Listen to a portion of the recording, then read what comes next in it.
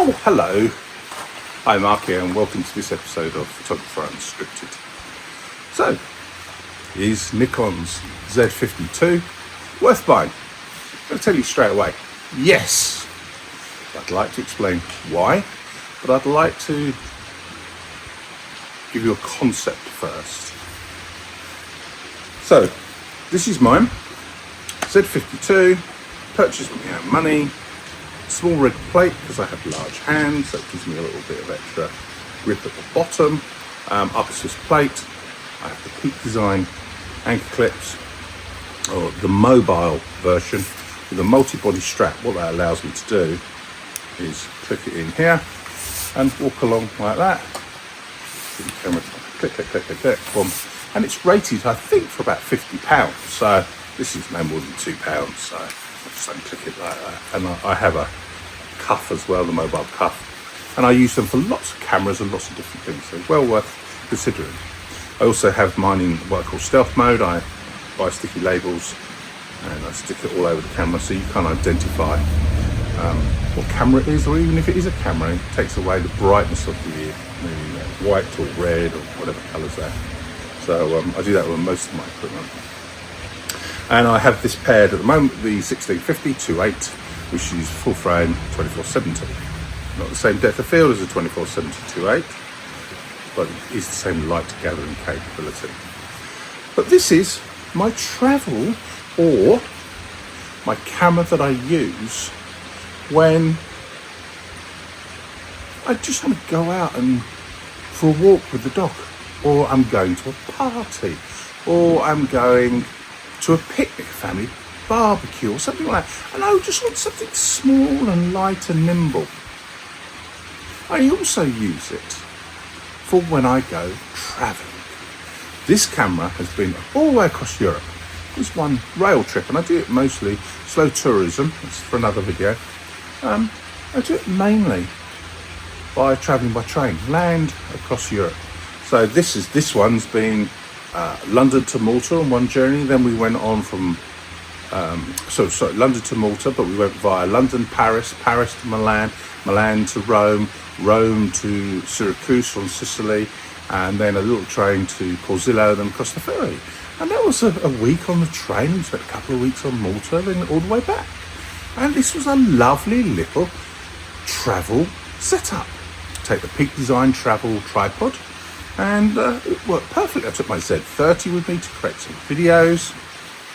Could have just taken this and half dozen lenses. I've got some manual fisheye lenses and different mount lenses, and it was absolutely great. Now, the takeaway I'd love to consider, and I feel really privileged if you did consider this, is that whatever you shoot, whatever brand, whatever tribe you're in, think about getting a little bit smaller camera than what you currently have, if you have a full frame. Because it can go with you in your pocket. If you put a little pancake lens, I've got the 28mm, the 26mm, little pancake lens that goes on here, just fits in my pocket of this jacket. And I can just have a wander around. And it's got a little camera with me, not a phone, camera. And it's my same muscle memory. So if you like a style, a point of view of photography, you might shoot 24mm, 26mm, 28mm, 35mm, 40. I'm loving my ZF with my Voigtlander 40mm lens. Oh, the field of view is not too loose, it's not too tight, it's absolutely superb. So, if you're loving, but those cameras, that ZF and that lens is very heavy compared to this. Okay? So if I wanted to go and practice, I'd stick it in the equivalent of 40mm, a little black tape on it. And I'm practicing that field of view, muscle memory, with all the menus and the function buttons and so on. I'm practicing my eye, what I'm looking at. So this is where I think a small light and run is an instrument or a piece of gear or a tool to capture narratives within your environment. So you're on vacation, you're on this barbecue, this picnic, this family event, and you're not lugging around a heavy 2.8 full frame lens. Yeah? And this is brilliant. This is absolutely a superb camera.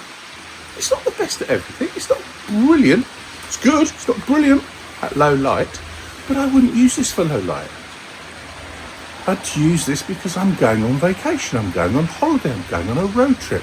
I want something to fulfill the task of capturing images that I can control very quickly with dials and press the shutter button. Back button focus, press the shutter button.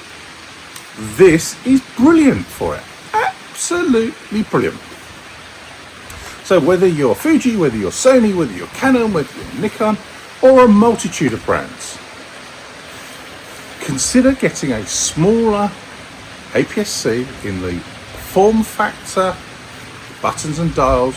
Doesn't have to be a new camera, perhaps a used one, maybe 2 models behind, that's got the core functionality of your main gear. Put it on a strap and take it with you and go and take some images and enjoy photography. Hi, I'm Mark. I'm an audio and visual practitioner, PhD candidate in photography, and this is where I share my feelings about photography, my opinions, and it's okay to disagree with them. Leave it in the comment. But consider, please, I'd be honoured if you did. Buying a little smaller camera, taking it wherever you go. There's photographs everywhere. Take care, stay safe, and happy photography.